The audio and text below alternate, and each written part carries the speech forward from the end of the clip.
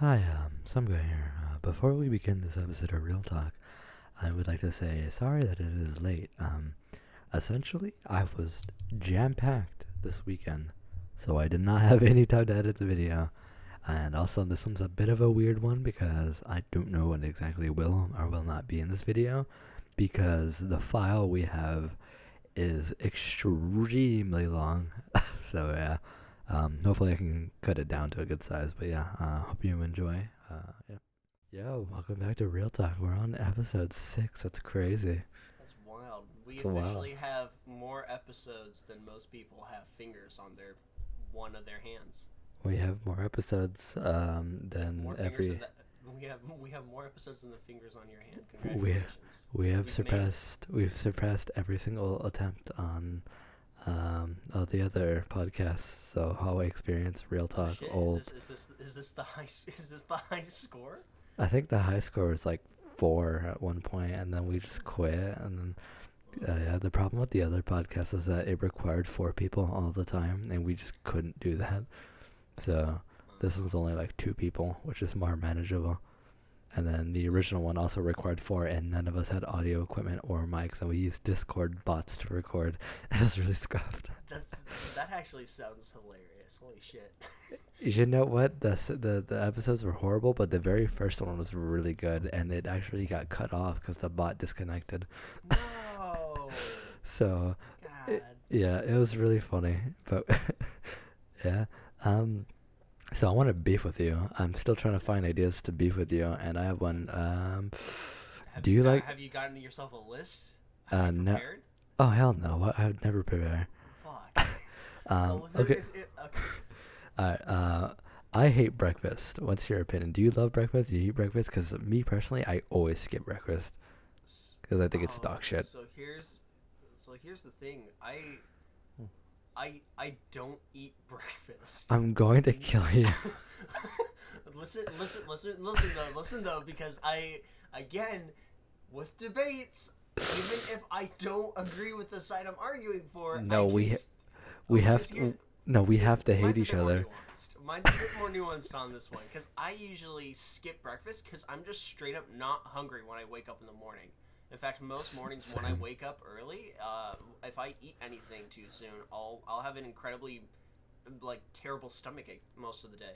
Maybe So we could. I avoid that. I feel like we could. Maybe this is something we could do that fuck with other people instead. But I need to find something that we both completely disagree with. Well, here's the thing though, because while usually I don't eat breakfast in the morning, I'm a huge fucking brunch guy, dude. Brunch or ew. lunch. What do you mean ill? What do you mean ill? Okay, this is where we could get beef. Okay, so breakfast didn't quite cut it, but brunch. Brunch, I'll dude. fight you on brunch. Oh, What the hell? Okay, breakfast food is just not good. Like, I don't really know what to say. Like, every time I wake up, I'm like, there's only one meal I can eat. It's chorizo, and I barely eat that shit. I was like, breakfast food has never been. It's just, one, I'm not a fan of sweets. I hate sweet shit. So, I'm just like, breakfast is just like loaded with sugar. You got pancake with syrup, waffles with syrup. Eggs are I hate eggs. I don't like how they taste. I would argue that a pancake should not be too sweet on its own. That's The true. syrup is a pancake is like a thick crepe, right? If you want to get dynamic, get your pancakes a little not super Aerodynamic. sweet, but get your pancakes aerodynamic. Fill that shit with air holes. But no, Fold them to you paper want your airline. pancake. I would rather have a very big, light, fluffy pancake that's salty versus a small. Listen here. Rather than a dense, thin pancake that's incredibly sweet. I mean, that's fair. Because with the big fluffy pancake, even if it is a little salty and savory, I can still do stuff with that for breakfast. You know, I can get some butter on that. I can make it almost like a little. I could throw some eggs or like a little sausage roll on that pancake and roll it up, and then I got myself like a weird breakfast burrito made of pancake. You know, like pancakes are dynamic. Okay, I actually IHOP has screwed up the pancake game. I actually like pancakes Fuck and IHOP. I like pancakes and waffles, but whenever I eat them, for some reason I just can't breathe.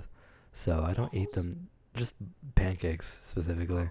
They're very hard for me to eat. But it's like, why would you? Lunch is fire. Like, you could make a good ass sandwich. I agree with you You can make taco. You can make literally whatever. Lunch and dinner. Dinner is like the big stuff, but lunch is like the preparation for dinner, where you actually get that good meat stuff. But like, why would you eat breakfast for lunch? What's the point of doing that? Breakfast is so bad. So when I say brunch, I'm not saying like you're having breakfast for lunch. Maybe that's what brunch. That is literally what brunch. That is what. So what I think of brunch, I think of a late brunch. Brunch is like, oh, I skipped breakfast and it's now like 11:30. I'm gonna have brunch. So it's like when you don't have breakfast, but you're hungry. So you're gonna have like kind of a breakfasty or a little bit of a lunchy type meal right before lunch. You know. I think that's called eating at 11:30. It's a very nuanced thing. Because for me, I eat at like 12 or like maybe sometimes 11:30, but I eat lunch at that time. I don't eat break. I don't eat break. See, we can't fight each other because we're pretty much the same. I still think breakfast tastes bad though. No. We're fighting each other on brunch. I think brunch is the standing point here. I don't think brunch is the same. I think we got two different definitions and they don't work because What's your thoughts on the word dinner and supper? Do those two words like cover the same exact thing in your head? Like, do they both cover the final meal of the day, or does one seem to have like a bit more of a connotation to it? I think supper is the food itself, but dinner is the time when the last meal of the day. I think it's describing the time. Because you also be like dinner time. It's like, oh, it's dinner time. And sometimes you're not eating. From a region where we say dinner time.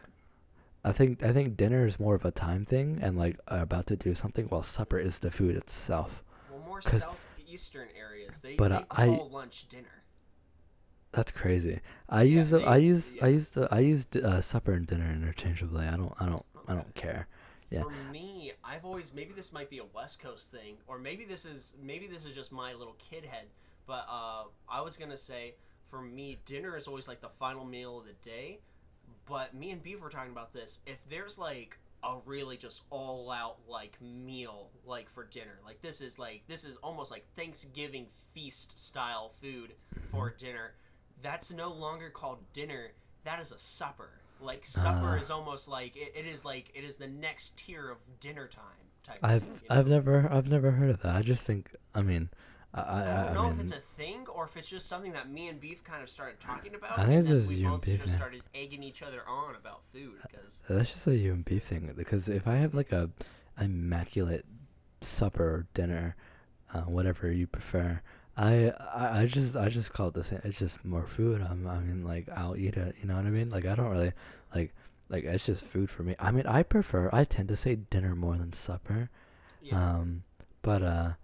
For me, they're interchangeable, kind of, but yeah, I don't know. I don't know the phenomenon that you described. Really interchangeable. That's the thing, because I think maybe that's why I see supper as something different. Because my nana, my great grandma, she's from the Ozark area, like Arkansas, Oklahoma.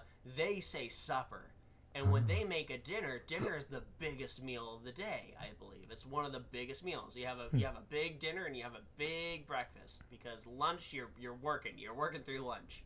And so like my Nana, she would use the term supper, and whenever I would go to her house for what I would call dinner, she would say, "It's supper time." And then she'd like make the most delicious like southern inspired food I've ever tasted, and it was such a big like Thanksgivings, and she would always make a pumpkin pie. It didn't matter what time of year. There's a pumpkin pie on the table for what she called supper, and so I think with little kid head going to my Nana's to get supper, I always saw supper as like, oh, supper's special because it's big dinner time. I don't know, I guess I've never really had that. Usually my dinners are either very small, but sometimes they're big. But like, I mean, I still call it like dinner. I mean, I personally speaking, I don't think I say that I use it interchangeably, but I don't think I really have ever used that word. I hear other people use it, and I'm like, I translate it to dinner or whatever. I know what it means, but I don't think personally speaking I've ever used that word before when describing the last meal. Because, I guess people would say the third meal, but for me, most of the time it's the second meal, because I really only eat 2 times a day. Yeah, but you don't eat breakfast. I can understand. I think we don't eat breakfast for different reasons. Yeah, It seems like you're just not wild about the type of food. So yeah, for me, it's two different reasons. One, I don't like breakfast, with the food itself, but also I usually I mean that's what it stemmed from middle school, but it really started cementing in high school whenever I did marching band, and I was like, oh, I worked out way too much. I don't even feel like eating, or I don't care enough to eat, or I'm too busy, and you work through breakfast.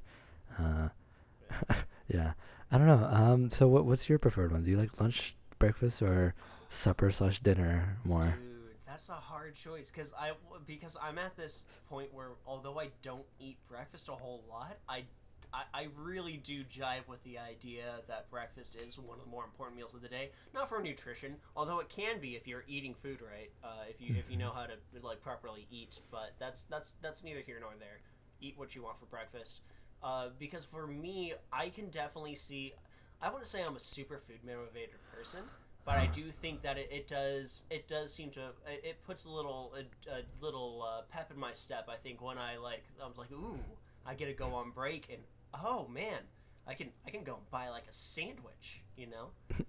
Because I like getting food. I like getting food that's outside of my house. I would say I'm not a prolific cook, but I do know how to cook and I quite enjoy it. But there's something so unique. There's something kind of cool about going to a different place and getting food from someone else, I guess. There's a really badass taco truck that's near my work area, and so I love going there because he's such a great guy. He always serves with a smile, and he has such great, delicious food. And it's like, man, everything on your menu is awesome, and it's stuff like that makes me like, dude, food's awesome. And so when I'm thinking of like what's my favorite meal, like breakfast comes into mind because if you just have like a really great breakfast. Like, if I wake up in the morning and I can smell my dad making, like, milk gravy and biscuits and gravy, like, in the morning, like, oh, man, dude, I think my day's set after that. I don't think there's too many things that could go wrong that make me think, this day's been sour. I think as soon as breakfast biscuits and gravy is on the table, I think the rest of the day's set. Maybe even the next day, because then we'll have leftovers, you know? See, But lunch, with lunch I can go. I'll let me finish this and I'll let you. I'll let you. I'll let you cook. Fuck yeah, man, dude. Because with lunch I can because usually again I don't eat breakfast. Once lunchtime comes around, I'm really just like, dude, I just want a sandwich. I either want a sandwich or I just want something big and filling. And so then I can go to my local gas station store. They have a really good sandwiches and every single meat option they get you choose because they have little sandwich cards. You fill out the sandwich cards and then they ring it up and then they eventually give it to you. Each meat option is like a third pound of that meat, and so I'll go there, and because I haven't eaten anything, I'll go and I'll be like, oh yeah, dude, I'll get the salami, I'll get the Black Forest ham, I'll get the turkey. And so I have a full pound of meat on my sandwich, plus a shitload of lettuce and tomatoes and onions, and then some salt and vinegar and stuff. You know, the whole shebang to make it a nice Italian delicatessen sandwich. And every single time they look at the card and then they look at me and they're like, "You sure this is a full pound of meat, son?" It's like, yes, give it to me. I know what I'm about. I appreciate your concerns for me, but I know what I'm doing because leftover sandwiches are great. You got me talking about food, man. This is my moment to shine. That's my argument for lunch. Lunch, there's such a great motivation for lunch to be like, I can really pig out, and I think I've deserved it because I've worked since the morning till now, about a 5-hour shift, and I'm ready to go. Dinner, honestly, I don't disrespect dinner. I've had amazing dinners, but I feel like the breakfasts and the lunch that I've had are a bit more transformative. Because dinner for me, I'm usually cooking for myself, or if I am at a restaurant or something for dinner, it's usually with my family, and there's nothing wrong with that. But it's usually a place that we already know. It's safe. We've chosen a safe option. We're familiar with it. We don't usually try new places for dinner. Versus lunch and breakfast, I feel like I get to explore the local food area a bit more. I get to test the waters. I get to try something new. It's easier for me to do that versus at dinner, everything's winding down. I'm tired.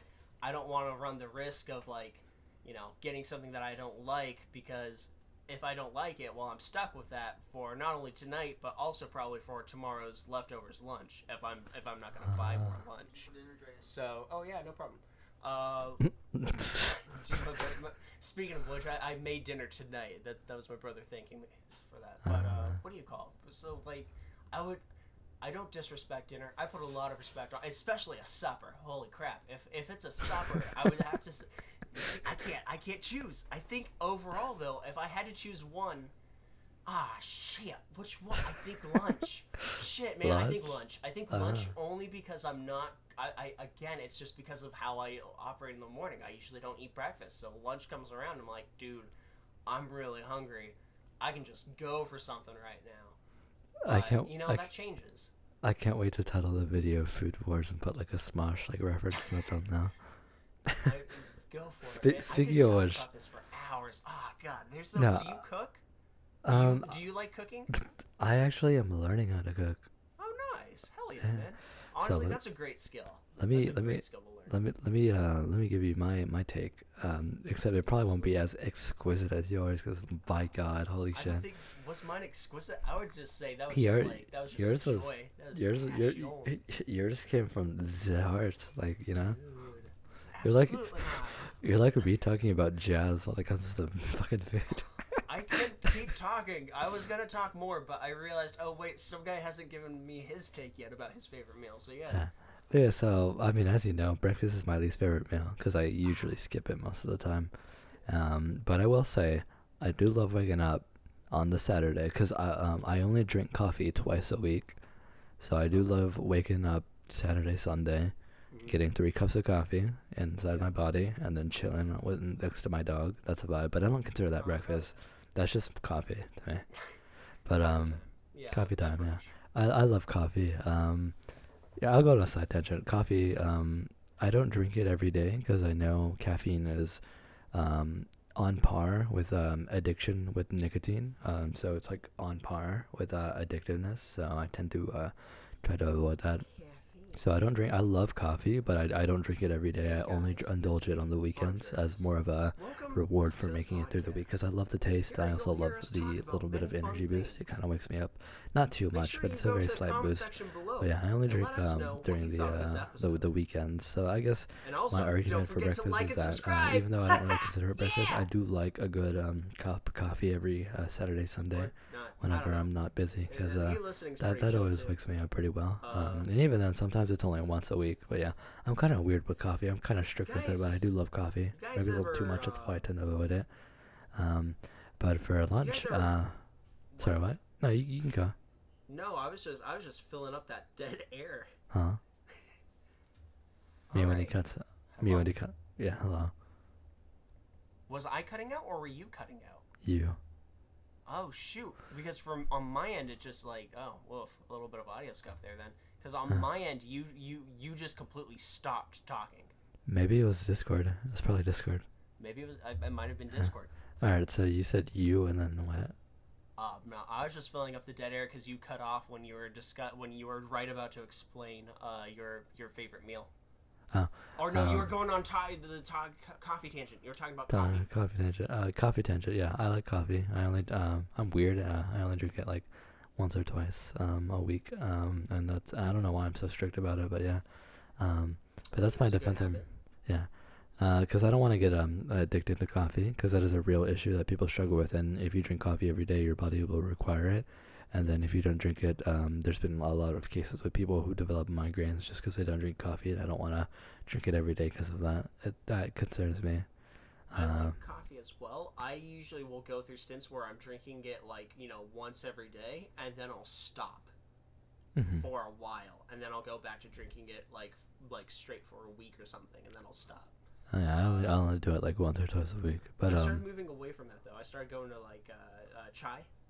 I like chai quite a bit, but that's a little bit different. For lunch, for me, lunch is more of it's a meal to get you through the rest of the day kind of deal. And I think my philosophy with lunch kind of stems from the fact that I'm always so busy all the damn time. So back when I almost said back in the day of Boulevard of Linden. That's a bar from A Tribe Called Quest. Good artist, good artist. So back in the day in the Boulevard of Linden, where we used to kick routines, and the president was fitting, I was in marching band, and we would do all these competitions like pretty much every week.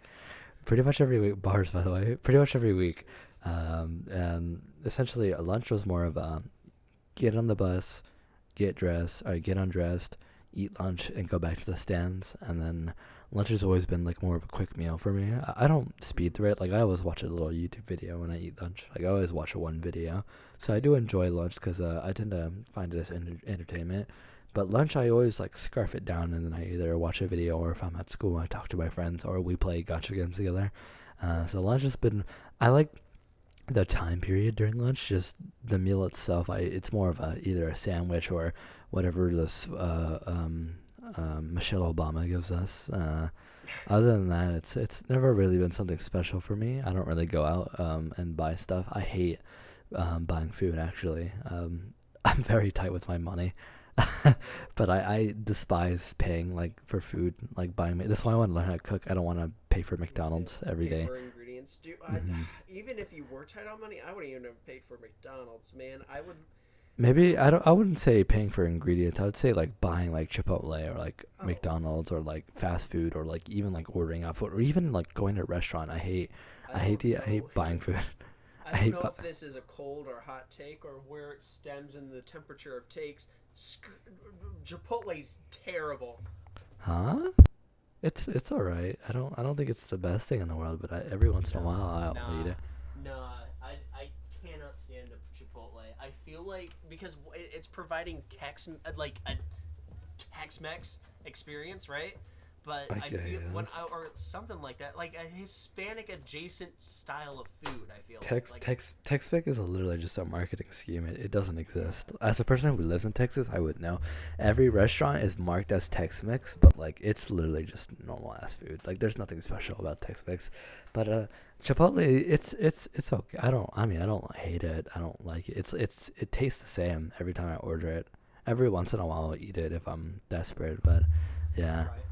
But for dinner, this is actually my favorite meal of the day. Like you say, you go explore and shit. For me, it's like, I'm learning how to cook. So like dinner time, it's like I come home from school, so I have free time to do whatever the fuck I want. So I can go make me something. Today for dinner, I had a sandwich. Kind of weird. Usually I had that for lunch, but I had a sandwich. But usually it's like my mom would make something. My mom's a really good cook, but she would always make something for me during dinner. Even now, even though she hates cooking, because she gets tired of it, so that's why I'm also learning. But she always makes something for me, and I was like, oh, nice. So I'd always come home, have a nice day, and sometimes it's like we prepare something like a whole day, and then I come home. I had brisket for dinner for like multiple times in a row, and then whatever I don't finish for dinner, that becomes the new lunch. So lunch is always either something quick or leftover.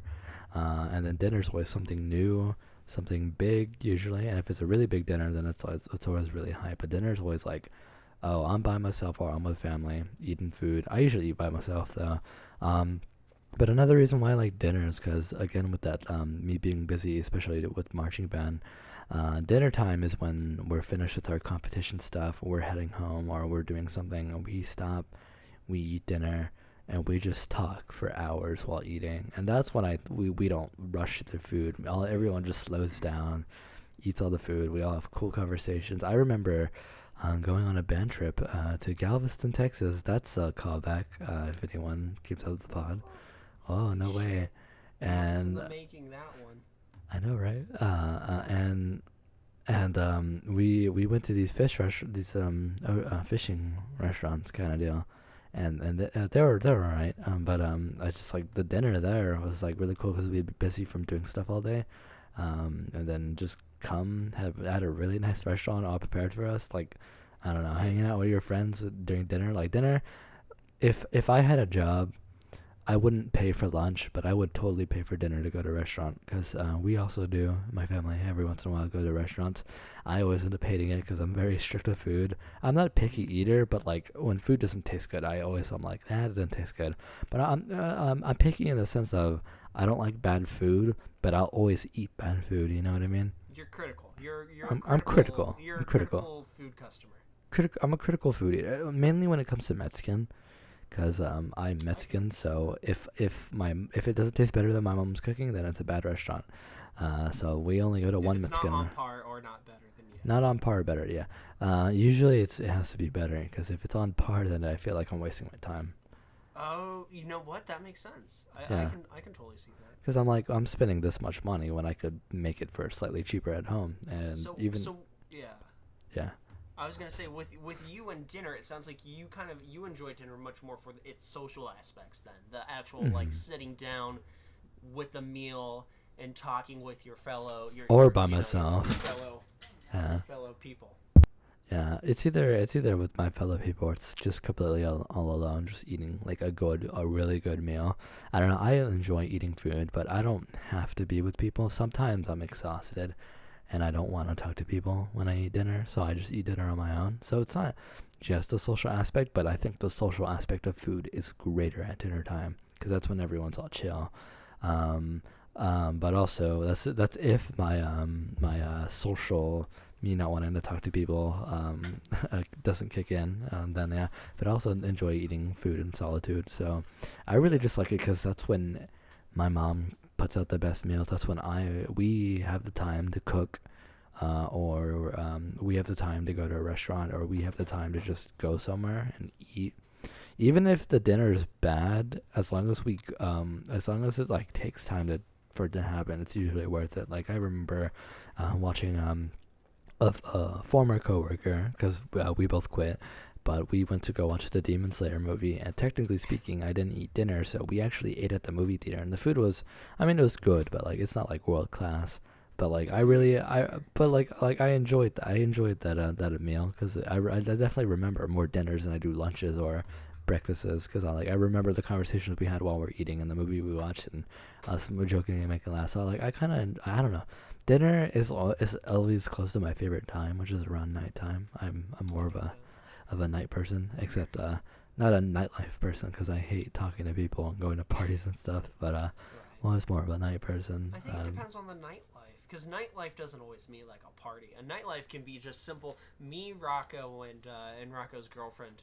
We were up in Folsom one evening. We went to this board game shop. And it was a really cool place. It was like a library for board games. And afterwards, we just kind of walked up old historical, the old historical town, and it was really cool. It was really beautiful. And I wish I could do that, but I don't have friends to do that with. I don't know. That's another thing too, because when I was in Texas does not seem to have the atmosphere or the environment to be like a friendly strolling area. I feel like it's way too humid. Maybe in the area I was in. It depends on where you are, because if you go to somewhere like San Antonio, the night like there's been numerous times where me and my family we just walked out at night just because of how cool it was, because we're by the Riverwalk. It's just a giant river, a bunch of restaurants still open. Like I love scrolling. I think San Antonio's peak at night, but it really depends on where you go. San Antonio is like one of the only areas where like it has the proper climate for strolling. I think like that's the most that's regarded as like the most walkable area in. Also, in Texas. I think Galveston's pretty good at night. I never really go out at night, but people say it's good. Usually at that time I'm like exhausted because I get really tired easily when it comes to doing social stuff. So I'm usually out of it at that time. But if I wasn't out of it, I totally wouldn't mind scrolling through like Galveston. But like, let's say like where I live, yeah, no, I'm not gonna walk through where I live because I feel like the moment I fuck around and find out, I can encounter something weird. But yeah, that's kind of my take on food. On talk about we were supposed to yell at each other, but we ended up having a cool conversation. I would feel bad if we started talking about food and then we argued. Food is supposed to bring people together, man. True. And I think that's the thing. That's a cool thing about dinner You know what? I didn't give dinner this proper due. Dinner is totally the meal time where you all collectively sit down and just you bond, and that's what it is. I think historically we've done that. Like I have so many memories just having dinner, you know. Yeah. No, absolutely, and I guess that's something that maybe I should have acknowledged. And if it's a supper, then it's even crazier. Oh my god, if it's a supper, dude, you're doing nothing but talking, and you're talking with pie in your face, and your Nana bringing out like the biggest bowl of macaroni and cheese you've ever seen, and thinking to yourself, I don't understand how these things go together. And then you see your Nana be like, we used to do this in Alabama all the time. And then they just take a spoonful of mac and cheese and put it on their pie and eat it. And then you're like, what the hell? And then you talk about that.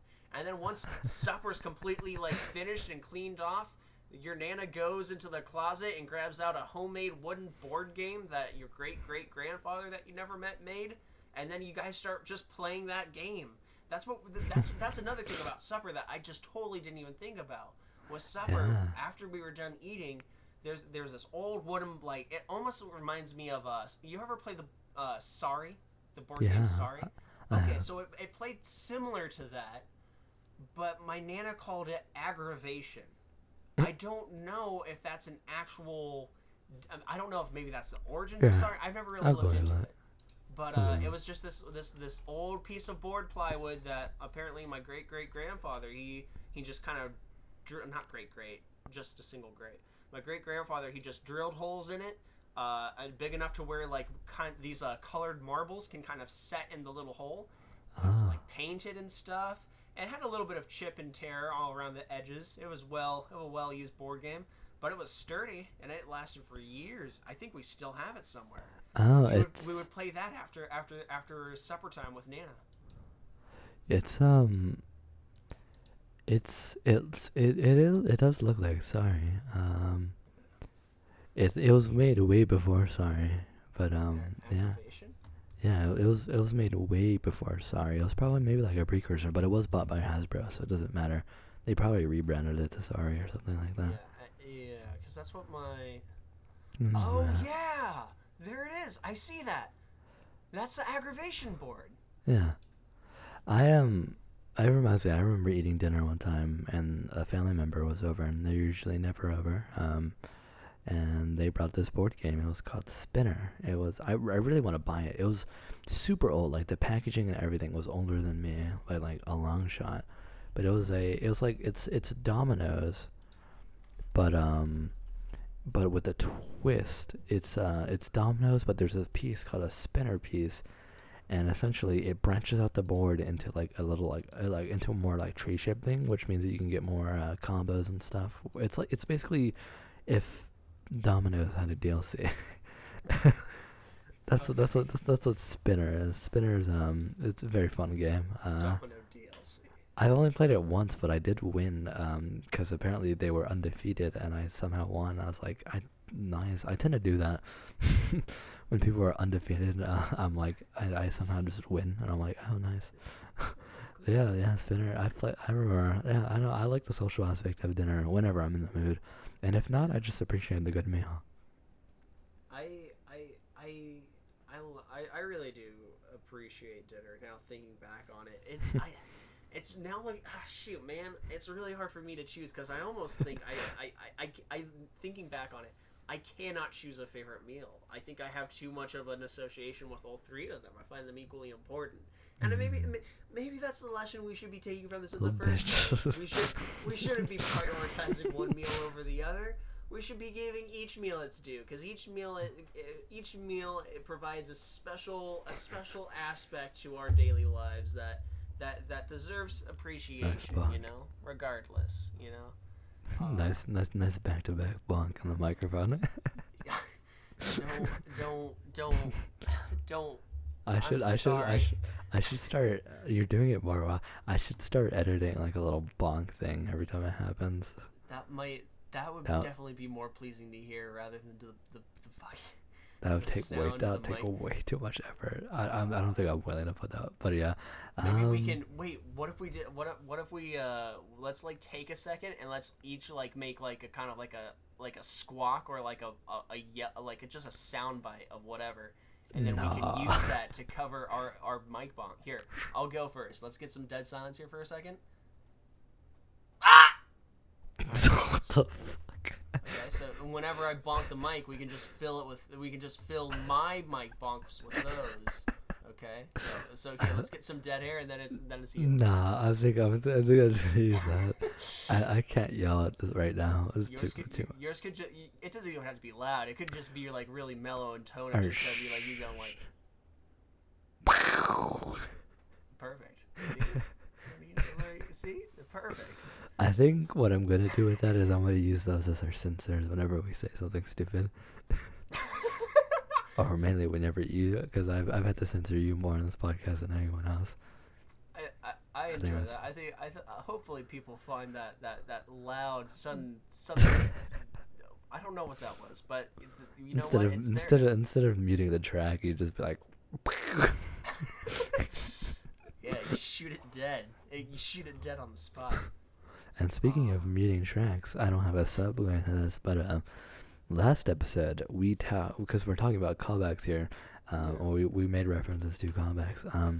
Last episode I talked about Honkai Star Rail, and oh boy, if anyone doesn't know, I did put a little editor's note in the podcast, but after that recording session, me and on Deas, we went on the Discord on Discord for the hallway Discord, which you can join on the link in the description. But I was playing Honkai Star Rail, and then everyone joined, and we all just started watching me play. And then after that, I forced Rave to play it, so then we all started watching Rave play it, and we started at like 10. Not recording, we were recording even longer before then, but we started playing at 10, and then by the time we finished, it was 3 a.m. So I went from on the podcast saying, "Oh yeah, I'm trying to get into the game," and now I'm addicted, bro. You don't understand. This is an issue. I've been playing. I don't know if Rave is playing it as often as I do, but I play it way too much now. I'm almost caught up to where my IRL homies at, because we play gacha games together. But yeah, I'm playing way too much. Before we recorded, I spent the entire time playing Honkai Star Rail for like 2 hours. So yeah. Your personality, your Discord username is January 6th. Yeah. Okay. So the reference is there's this character in the game. This is for the audience because I know you know. Maybe probably. There's this character you meet very early on in the game, and her name is March 7th because she forgot her name. So her name is just the day she woke up. It's March 7th, and all of us just really like her. Because she's funny, and she has a cute design, but also because she's funny. I was laughing just more at the fact of what a ridiculous name. Why does it so well? It fits for some reason, and it's a goofy. You wouldn't think that March 7th is a good name until you just hear it, and you're like, holy shit. It fits her so well, yeah. It literally, like, I couldn't imagine her having another name. So yeah, her name's March 7th. So then, Alt actually I think Alt made the joke saying, you know who could beat up March 7th? It's January January 6th.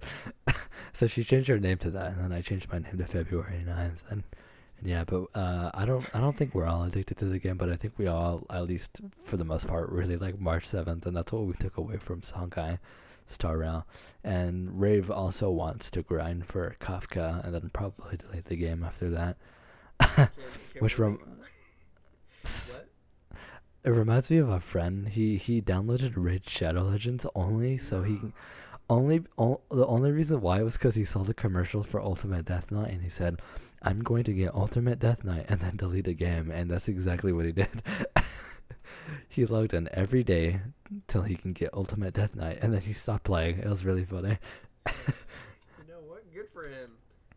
By the way, that commercial is really good. I don't like Raid. I've played the game. It's a really bad game in my opinion, but I do like their commercials. I will say they definitely have the best commercials out of every mobile game I've ever seen. Dude, they have a live Elijah Wood for that shit, man. Yeah.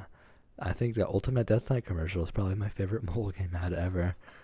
That, other than the Legend 27. The Legend 27? Have you heard of the Legend 27? He's gonna. Where's the Legend 27?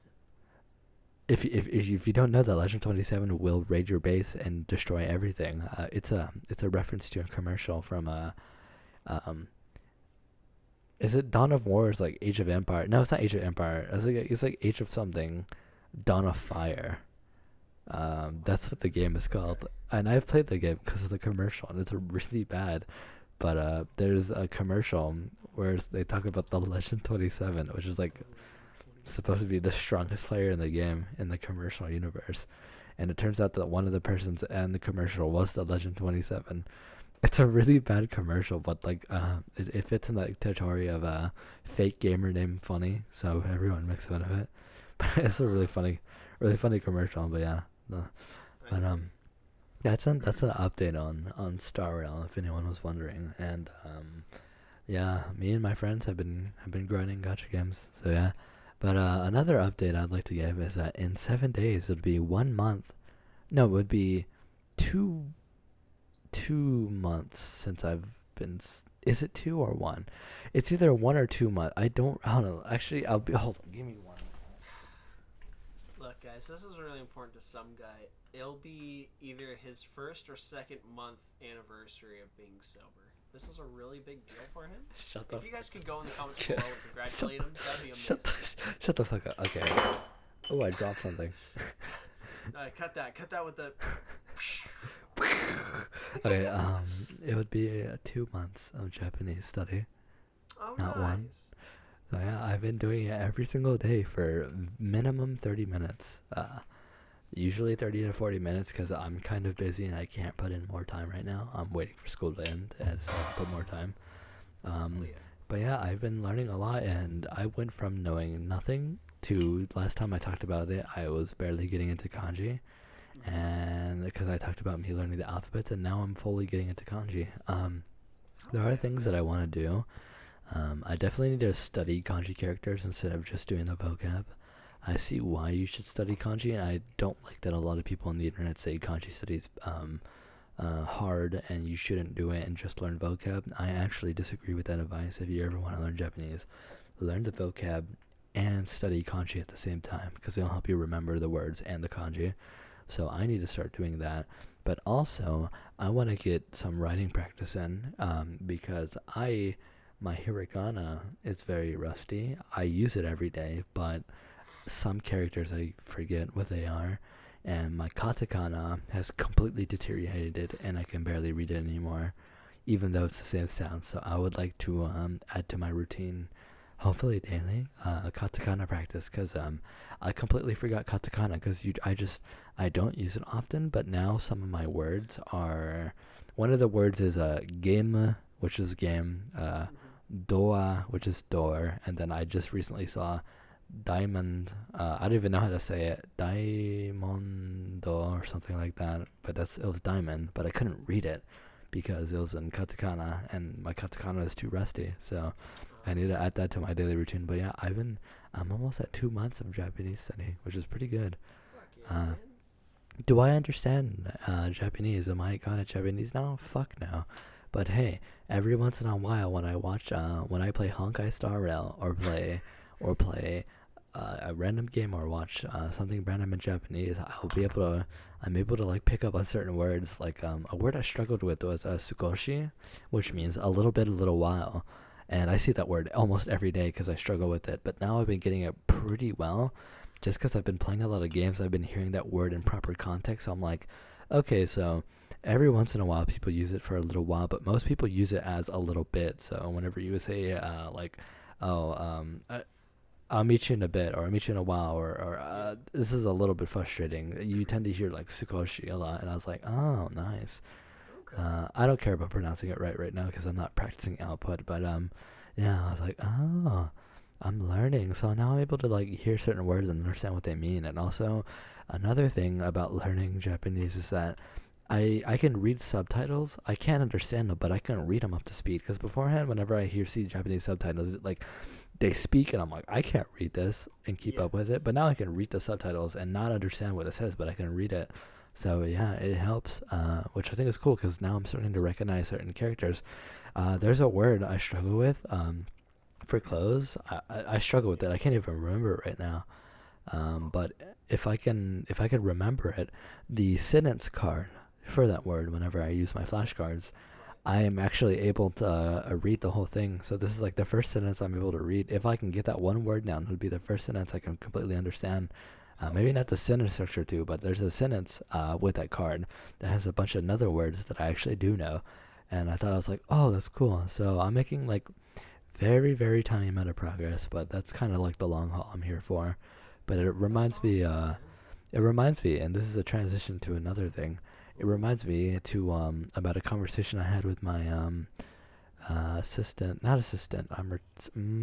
words. I can't say that. With my private lesson teacher, but we were talking about college because I'm going to college soon. I had a whole ordeal, like in the span of 2 days. I had a whole ordeal because I was told, no, I can't go to community. My credits won't transfer. And then today I called the college advisor and they said, oh, actually we fixed that. You can go to community, so you can go now. So I'm going to go to community college, which is a W because that means it's cheaper. But I figured all that out.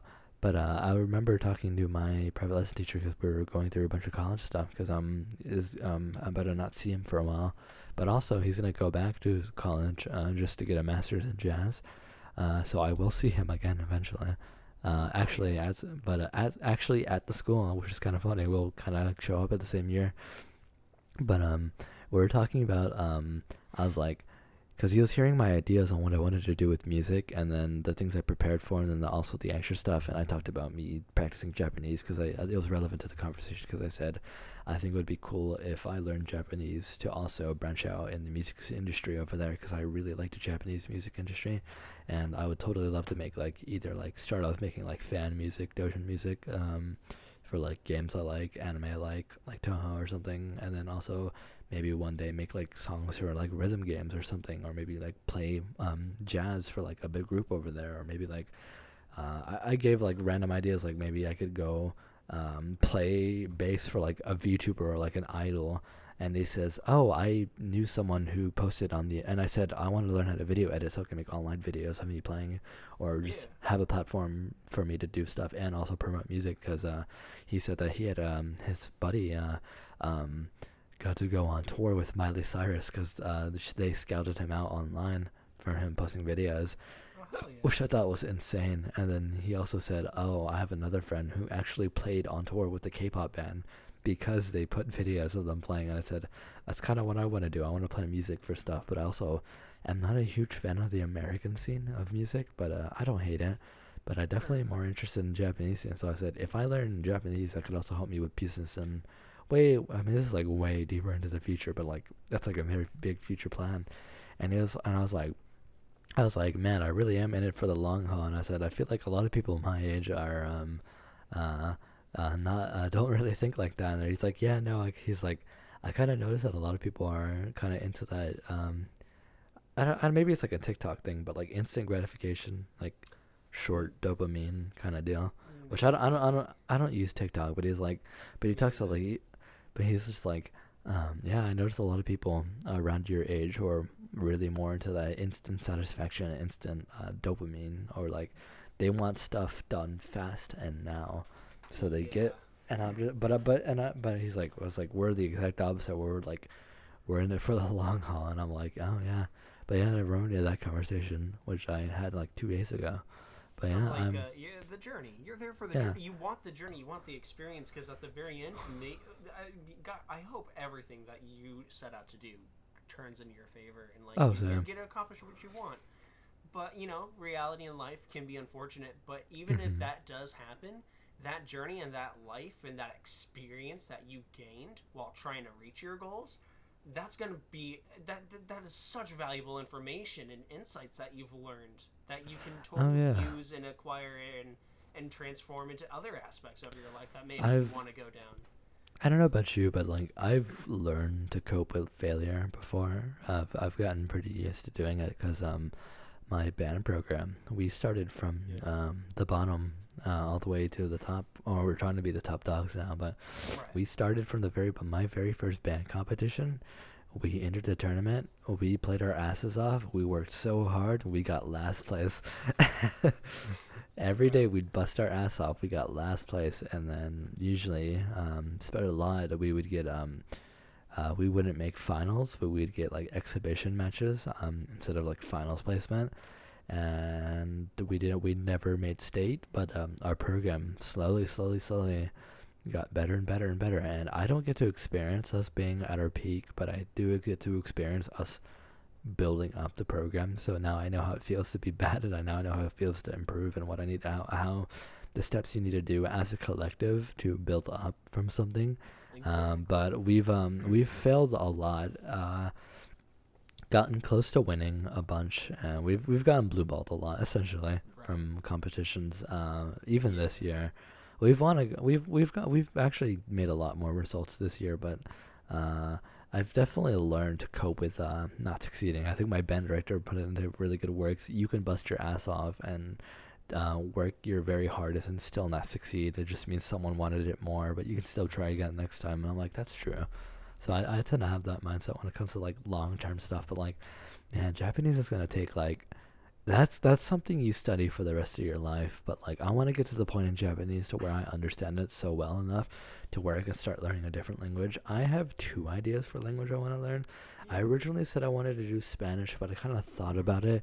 What am I gonna use Spanish for? I don't really have any motivation to learn Spanish besides, my family speaks it. I'm like, I don't hang out with my family members, so even if I learn Spanish, I don't really. It's not like I'm gonna have anyone who I care about to prove it to. I don't really. Yeah, so I'm like, I'm not interested in Spanish media. I mean, I grew up Mexican, so none of the media. Unlike a lot of people, it's not like a treasure trove of stuff. To me, it's just normal, boring, kind of meh. So I was like, I'm thinking about it. Like, I might learn Spanish, but also I'm like, maybe Korean. I'm also interested in Korean. I like how it sounds. I'm just really interested in Asian languages. I don't know why. I think it's because they're so different from English. Because it's like, I could learn like German, Dutch, Swedish, French, but like those are pretty similar to English.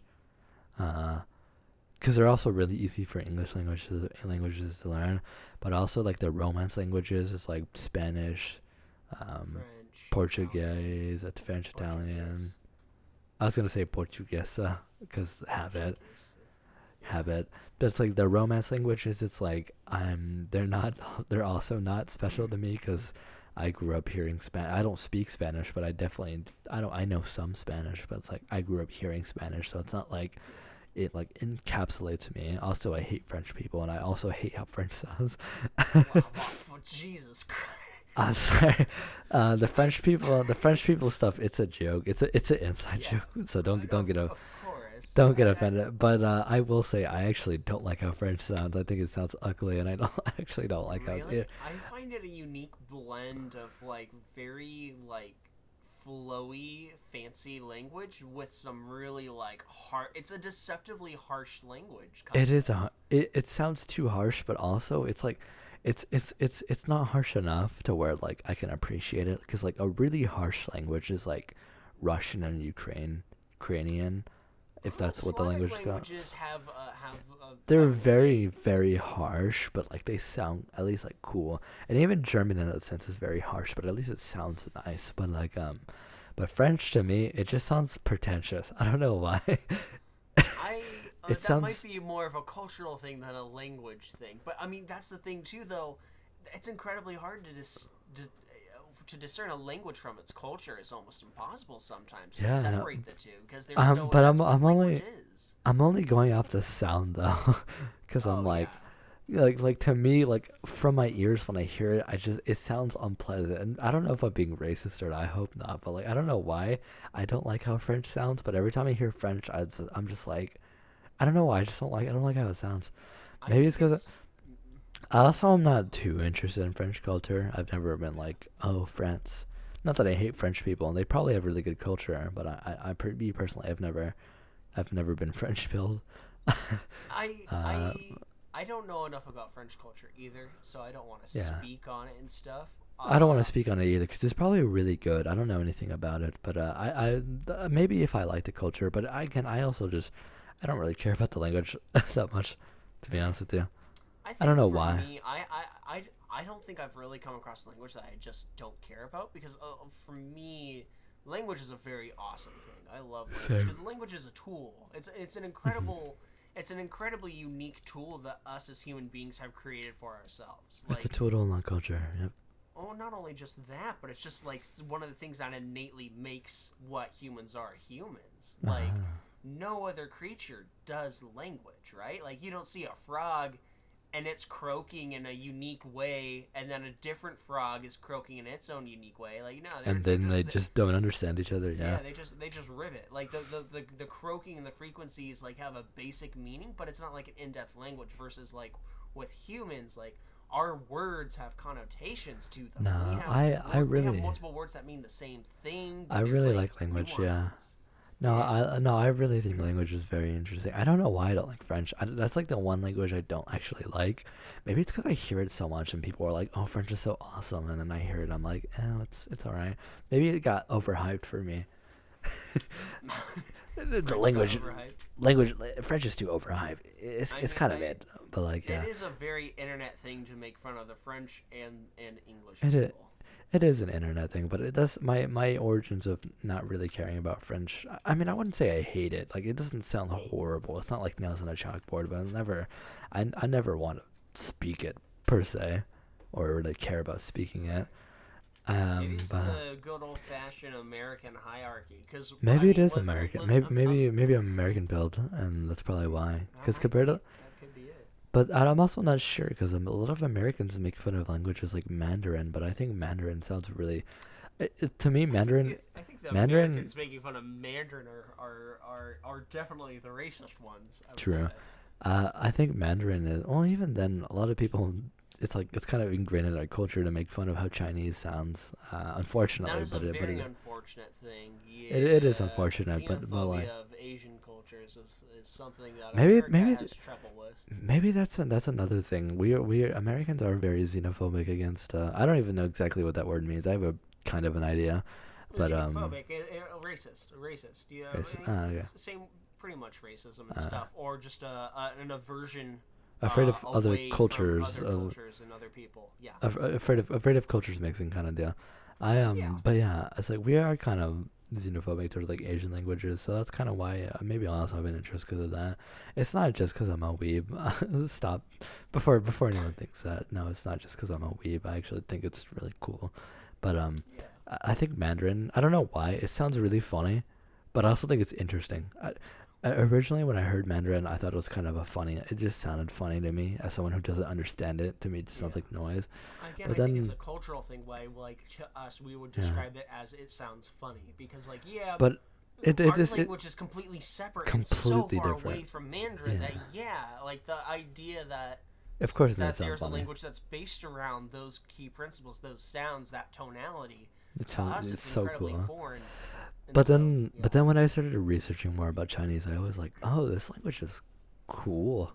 Like it's too complicated to where I don't think I would want to learn. Besides, I don't really have much interest in Chinese culture. I am interested in the history, but like I don't know much about the culture. Maybe one day I'll be interested in it, but like as of right now speaking, I'm more interested in like Japanese culture or like even now I've been hearing a lot about Korean culture and it's been really kind of fascinating. I have a I don't know if I talked about this on podcast, but like I think I have. But I have a friend who makes his own food, but he is really interested in Korean culture and he's been to Korea before, and he kind of tells me all these stories about him going to Korea, and I've been like really interested about Korea now ever since I've talked to him about it. Also, again, Blue Archive, Korean-based game. A lot of the locations are inspired by like Seoul and like just Korea. Even some of the best parts, some of the worst parts, are in that game, are reflected in that game, and I think it's very fascinating. But so I'm really interested in how that works. Their culture. For me, I have to be like interested in culture to get into the language. Not disrespecting Chinese. Again, I actually am interested in Chinese culture. Maybe I downplay it. I think it's very cool. Just like a lot of their it reminds me of like it's like Japanese where it's like tradition based, but like Japanese and Chinese traditions are very different in a lot of things. Yeah, I mean, there is eventually you go back in their language and there's like a root. Like there's definitely the influence. There's for sure an influence. I mean, I'm learning kanji, which is Chinese characters. Yeah. Like kanji is, so how Japanese works is hiragana is more for like grammar, and some words, but it's usually for grammar. Katakana is for foreign words, but kanji is used for like actual words in the language of Japanese, and you can either read it in the Chinese way or the you can either read, I think, like the Chinese definition or like the Japanese definition. So like one character has multiple meanings of that, but it's definitely inspired by Chinese. And I am like interested in China. I do I've seen videos of like China, and I think it's, I mean, yeah, it has its bad parts. I mean, obviously the media is only going to spread the bad parts, but like China is like, there's some like really beautiful like stuff to see over there. Oh, they have also, some really amazing wildlife. And also, and I mean, again, their history. I like, this is the thing I really like about China. Their history is dope as hell. I love their history. It's so cool. Maybe this is an unneeded take. China has amazing things about it. It's an incredibly beautiful area and stuff. And I think a very important thing to realize about anywhere in the world is that the government that's running a country is very different from what the actual country people and the what culture, the people and the areas and stuff that it has. And I think that just goes for any place and stuff. I think it's important to. When I was talking about this, I was trying to avoid politics, because it's like whenever people think about China, it's either they think about like, usually they're like, oh, it's the corrupt government, the CCP, like yada yada yada. Bring Yaya home. Bring Yaya. That's a reference, by the way. I don't know what that is, but I'll tell you later. I don't want to talk about it on the podcast, because it actually is politics. But I mean, it's not horrible politics, but it's like, it is politics. But it's like, but like, yeah, like on this podcast before, we have talked about like stuff like, I think like the Great Firewall.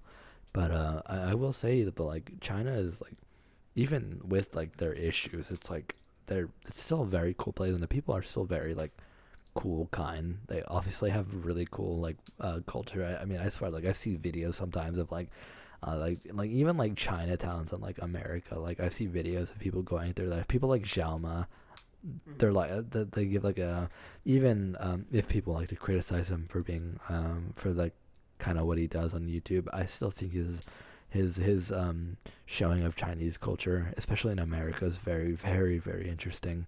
And I would like to learn more about China. I can't talk too much because, again, I haven't done the deep dive yet, but I definitely am. I don't know why I've been more interested. I guess like Asian stuff. Culture are starting to seed into your are have been planted into your interests. They have it. It's I guess it's what I'm trying to say is like there's like, I guess there's like an order of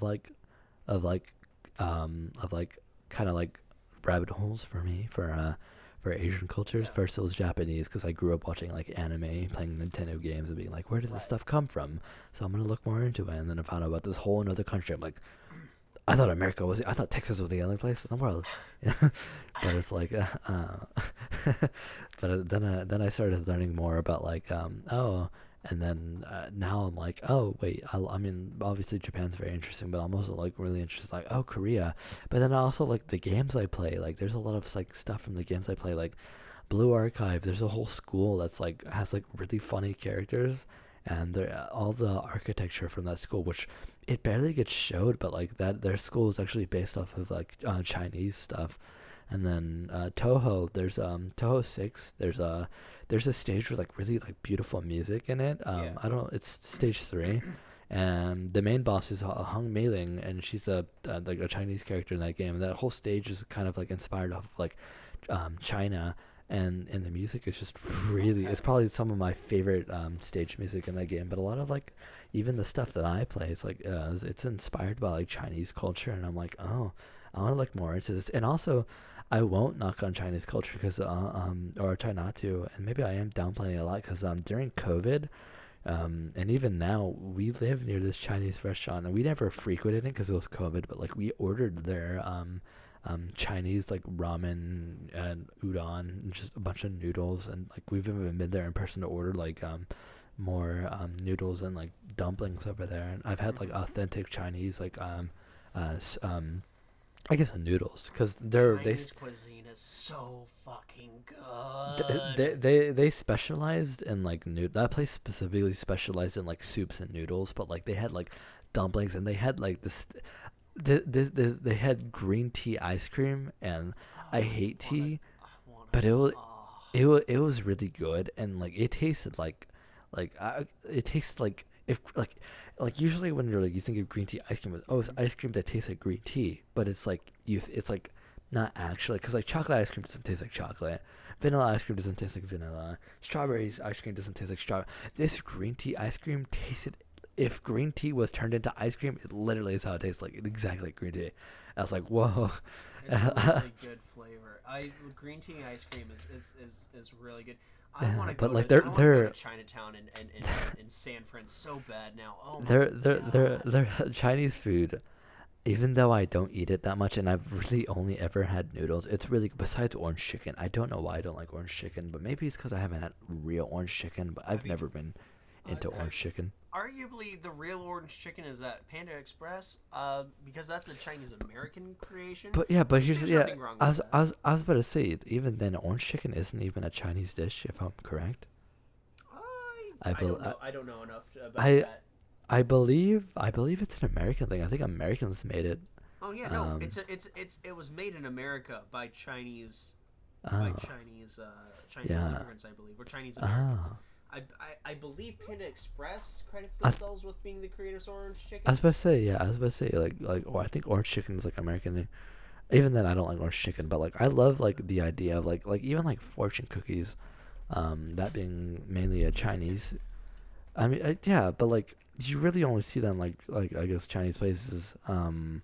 Yeah, it might be like I guess. I mean, I don't think it was like from China, but like even then, like the idea of like a fortune cookie does like stem from like Chinese culture, where they do believe in like certain, even like mainly Asian cultures as well, where they kind of believe in like, I wouldn't say they always believe in like luck and stuff, but it's more of like gods and like spirits and kind of stuff. Like even if a fortune cookie is kind of a dumbed down version of that, it still has its roots. If you want to delve deeper into it, because like Japan has like those shrines you can throw money into. I don't know much about like China or Korea, but I'm assuming they have like an equivalent to something like that, compared to America, where it's just you flip a coin into a water fountain at the mall. You know what I mean? Where the concept of like other gods, spirits, or like beasts, creatures, mythology, it doesn't really exist with us. I remember as a kid, I don't know why, I wasn't super into mythology until I played, but there was this Minecraft pack, the Chinese mythology pack, and for some reason that got me mythology pilled, and I think Chinese mythology, even though I don't remember much of it, it's very cool, because I do like hearing stories about like, I guess, like dragons or like crazy beasts and stuff. That's also why I'm into like Toho, and like also really like the Yokai Watch show, because I'm always like, I'm interested in that kind of stuff, like weird spirits. That's also why I got really deep into Persona and Shin Megami Tensei, because all the monsters and stuff are based off of mythological creatures, or even like deities themselves.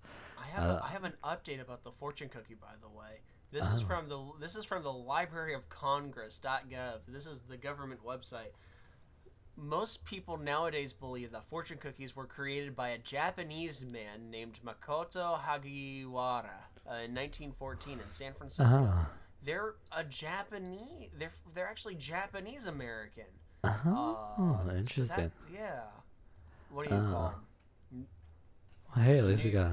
Interesting. Well, at least we get the correction on air. I mean, I don't think a lot of people know, but like even then, just I don't know. I'm trying to defend China. Just stop. People just need to stop being racist, and also stop realizing that the government isn't what the people are. Because even then, like from outside looking in, our government is pretty horrible. We can be really bad sometimes. You know what I mean? The difference is because we're American and we criticize our own government, it's fine because we have the experience and we know what it's like to be American. I guess that's True. That's how we justify it to ourselves. But like we shouldn't do it to other people. You know what I mean? You know. I think you can I think it's fair to criticize any government as long as it's founded. I think to criticize the people because of their government. Yeah, that's what I was trying. That's what I was trying to say. I wasn't trying to say you can criticize any government you want. I mean, I'll criticize whatever I feel like criticizing, but like, you shouldn't like a lot of foreign people think, at least what I hear, a lot of foreign people think Americans are kind of crazy with like politics and stuff. So they get really scared. But then like I hear a lot of people when they come to America, they're like, oh no, the people are fine. But except when you talk about politics, which is true. But a lot of people like on the media from other countries are always like, they always portray Americans as like crazy people who are super into like guns and stuff, or like really into like politics, and will yell at you if they disagree with them, which is true to an extent, but like it's not like the whole story. Volume. I think Americans just have a louder speaking volume than most other languages and maybe other cultures. We just tend to talk louder. Yeah, but it's not. But it's not like the whole representation of like what America is as a whole. You know what I mean? Oh yeah. And like you shouldn't do that with China just because like you hear about like stories of like oh China doing this and that, or like oh Japan, or oh Russia, or this and that. Like Russian people do not deserve the hate that they're getting just because of what the Russian government is doing. You know what I mean? Yeah. That's getting a little bit deep into politics. Also, you know, I will talk about it because it's actually relevant. We just gotta love people, man. This is relevant to the conversation because speaking of people shitting on other people's governments, so the Yaya the panda situation was about a panda who is in one of our zoos who recently got teleported back to China. But he had a really bad skin condition. But some people wanted to put some bad messages out there that we were abusing the animals, and then that spread like wildfire. So a lot of people were like mad at Americans because they thought they were abusing the panda Yaya. But it turns out that after research from American scientists and Chinese scientists, they're like, oh no, he has a skin condition. But that goes into another thing. Don't fucking hate on people just because of something you see on like the media, or you know. Or like just because government v government situation, you know what I mean? Basically, what I'm saying is I'm tired of people shitting on China because you really shouldn't shit on China that much. And we've talked about China in the past in the podcast, and it's a very, very fascinating culture, very interesting country. And I'm also in conclusion, I'm very interested in cultures that are very different from ours. That's probably why I like Asian cultures, because they're pretty much the exact opposite of ours, because they're very like tradition based, while we were formed on like rah freedom, fuck the British, Boston Tea Party, rah. I think I honestly I would love to learn a bit more about culture. That way I can have maybe a bit more, not a critical, but I guess a bit more open understanding of. I like learning about different cultures. I don't know. I don't get how people get like become like, I don't know, I guess like racist critical cultures. I'm like, you just gotta give it a chance. You know what I mean? It starts with not learning about other cultures. That's the thing. It's actively learning about other cultures and truly learning, like exactly understanding it. I find it fascinating, and it also goes into like a dialect kind of situation with AAL or AAVE, also commonly known as that, like where a lot of people are like, oh, because it is kind of like wow, we're getting into real deep topics, huh? But AL or AVE, African American language, or African American vernacular, or vernacular or vernacular, however you pronounce it. My Texas twang will probably fuck it up somehow.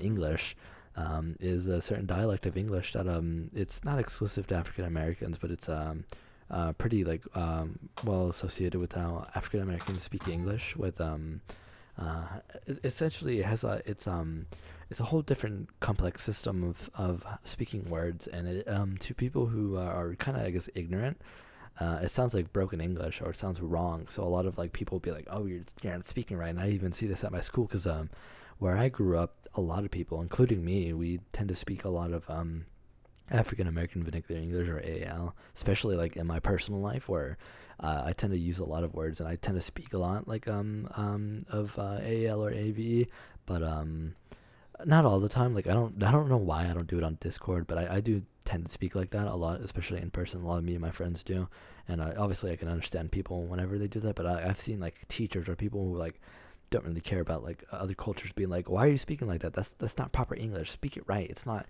like it's not this and that. I'm like to me, it do be like that makes perfect grammatical sense in the context of using AV or AAL, whatever you prefer. I know linguists call it AAL, but a lot of common people call it AVE, so I just use both. But like hearing like it do be like that, or like or just something similar to that. It's like it makes perfect sense to me because I grew up in an environment where that dialect of English was spoken very commonly. So I grew up with that dialect of English, but people who didn't grow up with it try to like invalidate it, saying like, oh, these people aren't speaking right. And it tends to also be another issue with I guess racism. So a lot of people try to. It could be a form of racism, maybe micro racism, because it's not. No, it definitely. About, but it definitely is because a lot of some even like linguists try to invalidate the language just because it's they won't ever say it, but it definitely is because it is an African thing. But again with there's a lot of these like relevant issues even like with other cultures, but even like inner culture with your own country. It's like a lot of people shit on people who naturally speak AAVER/AAL just because they don't think it sounds right, or they think it sounds funny, or they think it sounds wrong. So it's like it's just wrong English, but it's not true, because that has a really. What is right? What the hell is right English? That's what I'm saying. What is the correct English, buddy? What is correct? Also, I encourage people to look deeper into not only, this is a call out to me to look deeper into Chinese culture and Korean culture, but also look deeper into English dialects, because learning about English dialects is very, very, very interesting. And hell, if you speak the language, you might as well know the other ways people speak it, because dialects are very interesting, and English has tons of them, but AAVE is a very common one, and it's one that I also partake in speaking as well, just because of the environment I grew up in. So even though my mom doesn't speak it, she actually understands it, because I tend to say stuff like I tend to speak very casually at home is one way of putting it. So she understands, or whenever she doesn't understand something I say or what something someone says in the radio, she always asks for my help. So I'm glad my mom isn't ignorant to that, where she's just like, oh, I don't understand what they're saying. I'm like, oh, I got you. I got you, bro. I got you. Don't worry about it. My mom used to get mad at me for calling her bruh, and then eventually she kind of understood that it's more of like a common like discriminator that I use for people, because I don't really call people by their name or gender. I tend to just say bruh. You know what I mean? Absolutely. That's another cool thing too about like just language, because even if it's not maybe an entire dialect, there's phrases. There's like special like regional phrases and stuff. Like in California, I would argue, and this might be coming from my own ignorance, but from what I've always understood and kind of gotten, and based off of what I've talked with some of my friends, is that like the term like dude or bro, like I would say in California, gender neutral.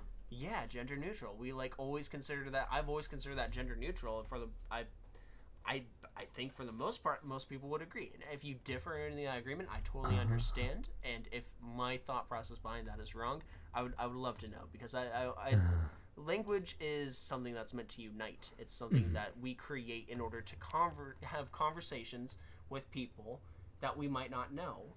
That way we can form new connections. That's the whole point of language. I mean, that's one thing that humans do. We just make languages so that we can always have a way to communicate. Like, if you get a room of people and they have to, like, survive together, or they have to stay together, and they have to communicate in order to work together, and they don't speak each other's language, eventually they will create their own language that all of them unanimously understand in order to talk to each other. We just create languages to create them. We need them to communicate with one another. Yeah. It's really I really don't like it when people get really ignorant and get really mad at people for the way they speak, and then people have to code switch. Because I do it at like the way I speak now is completely different from how I speak at school or how I speak to certain people.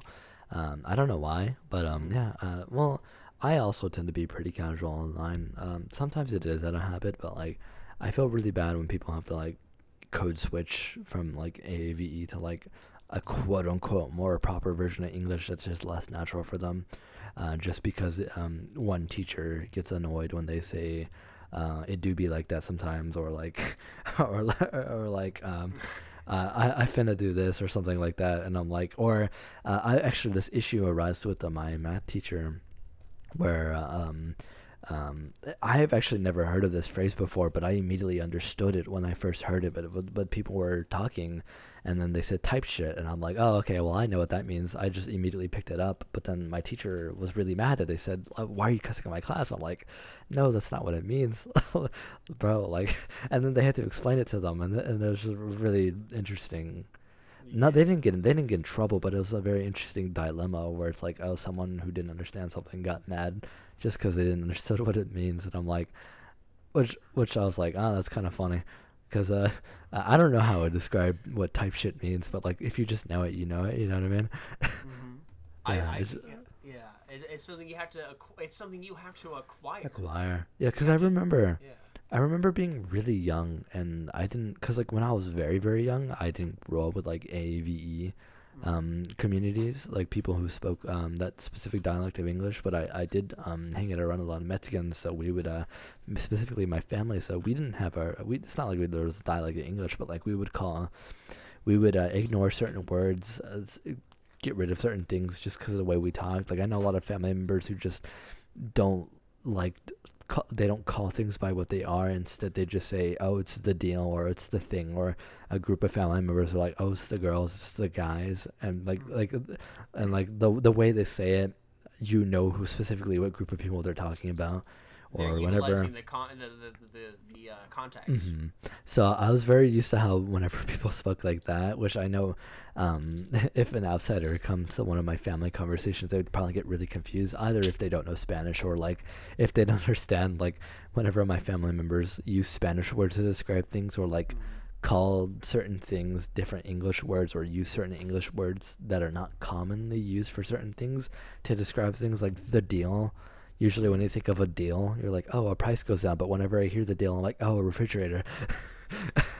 What? You know what I mean? Yeah, exactly. You know what? But that's the cool thing though about language, because I mean, this sounds stupid to any experts out there, but if you're a linguistics expert listening to us, yeah. One, please, for the love of God, comment below. I'd love to pick your brain.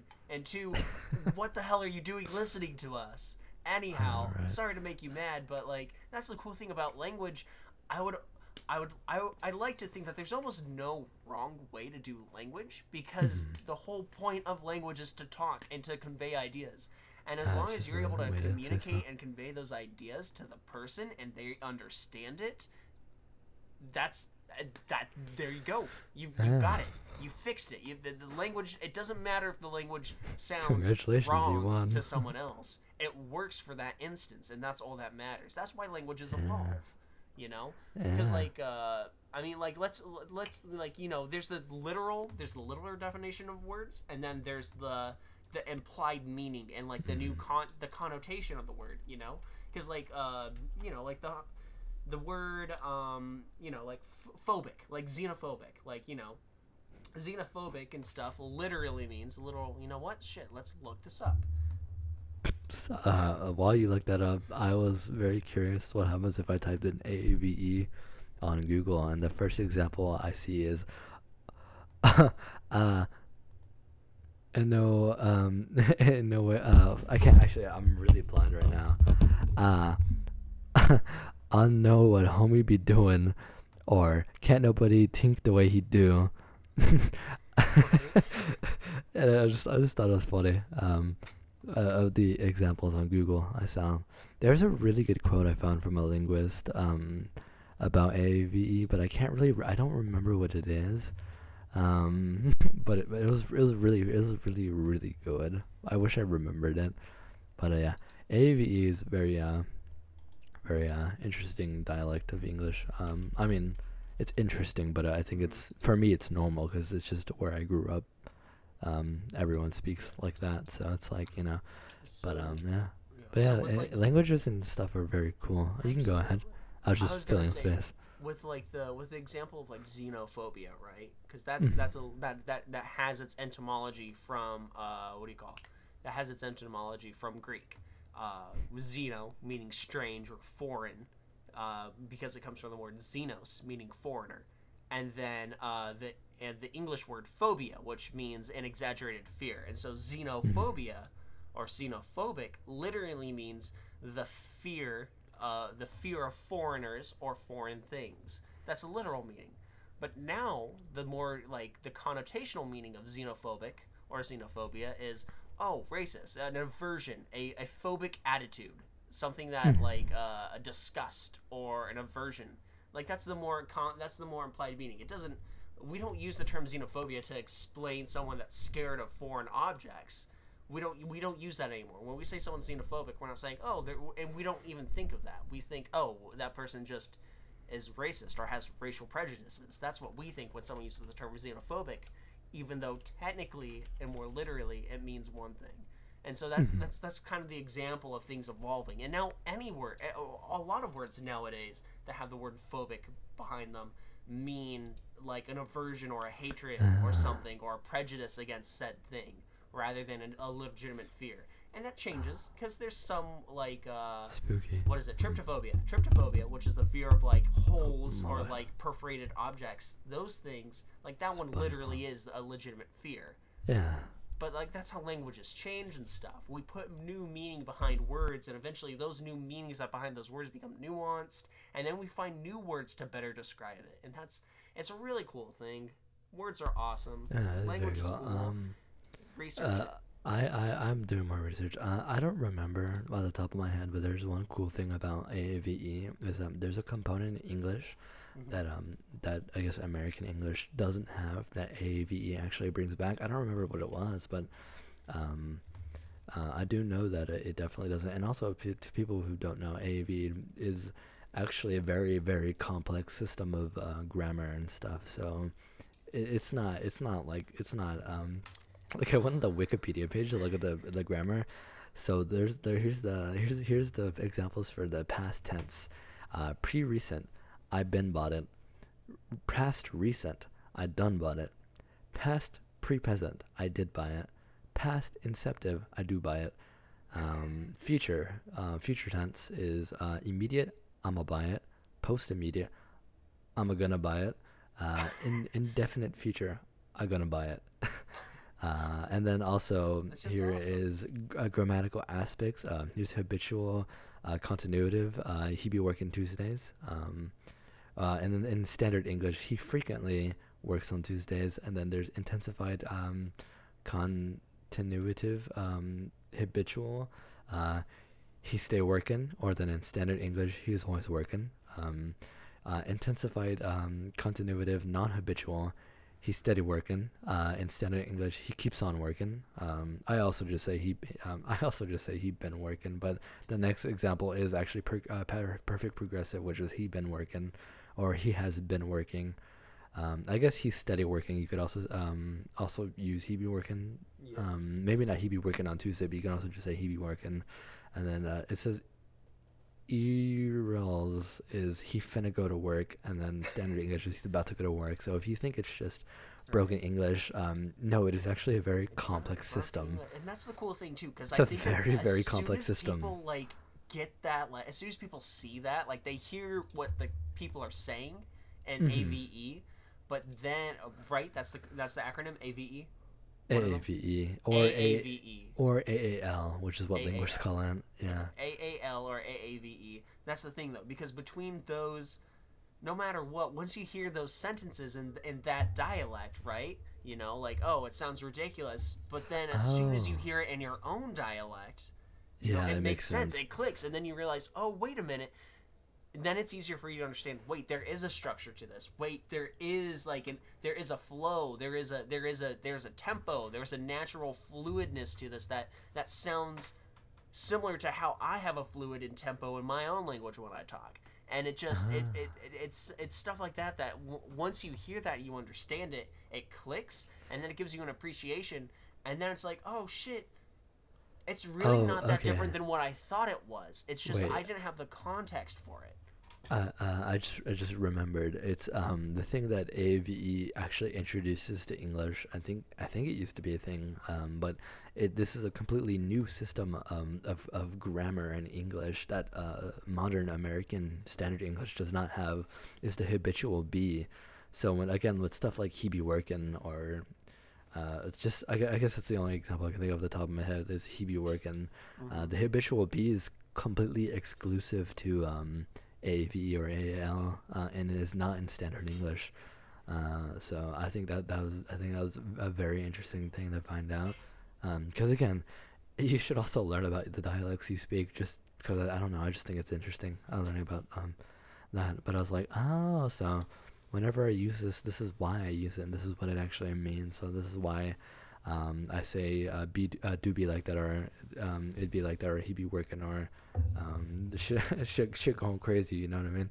But also, you know what I mean, it's something I also like to say a lot. Or know what I'm saying.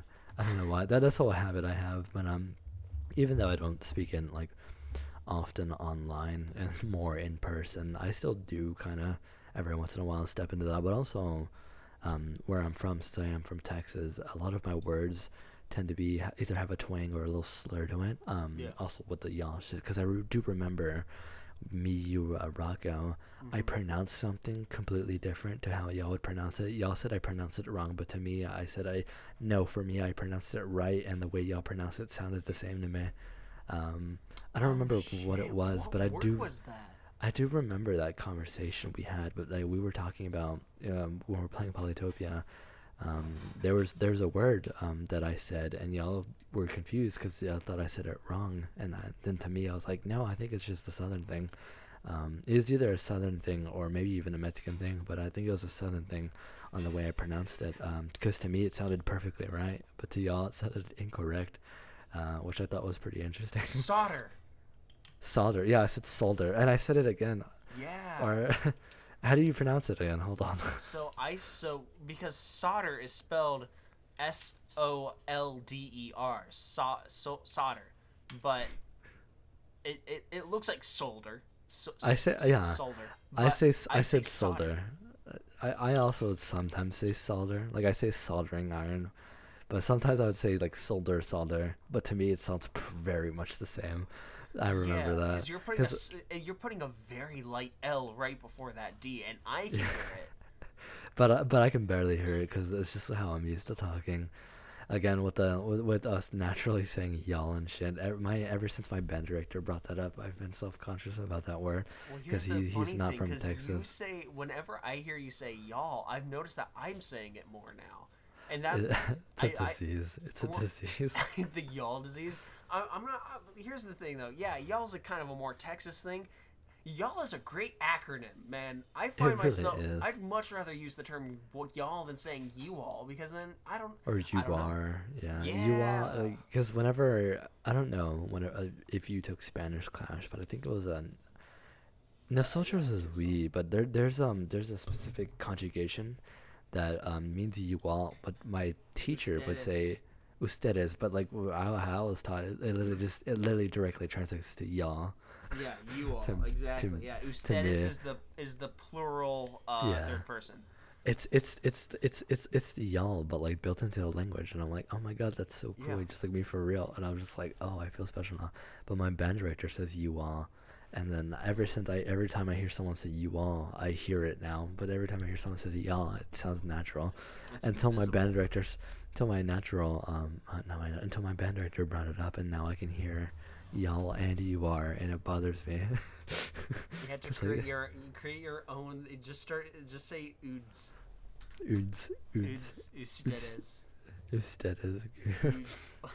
Ustedes.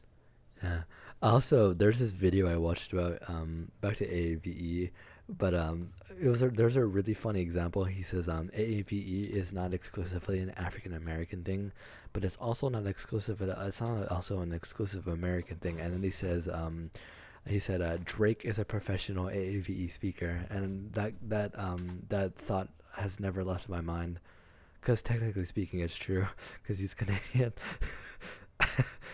And I just thought that was I thought that was really really funny. It was a really funny joke, but yeah, there he's a professional AAV I speaker. forget that Drake is Canadian. Yeah, okay, and here's another topic I was talking about pre-podcast, where I said you saved me from a rabbit hole. I went on Twitter, and I saw this clip of this song that this person made. It was really cringe. It was something about like chicken nuggets or something, but someone quote retweeted it with a song from the Garfield show. And that became like a really big meme on like, maybe not on Twitter, but like on this very specific like side of Twitter, on Garfield Twitter. This song has been like a really big meme, and it ratioed the other tweet. Not only this, but I also discovered speaking of cutting stuff out, I think it's about time we wrap, Oh because shit. it's almost been 2 hours, and I have to wake Whoa. up in 6 hours, and I Ain't am no horrible. way. Yeah, I know, right? But yeah, this has been a real talk. I'll actually do a summary segment. I'm gonna steal your job because I'm talking right now, and I want to keep the ball rolling. Today we talked about we fought each other over breakfast. We talked about culture. We fucking beat the shit out of each other. Fucking talked about. We basically repeated the language episode from last time. We're content farming actually. And I the would argue last that this time I had a little bit more input into the he had a conversation this lot time. of Ant-Man had a lot of input. The last conversation we had, not sure if it's making it in the podcast, but we definitely talked about something. But yeah, come back for more. You wanna do it now since I stole it from you? You wanna end it off?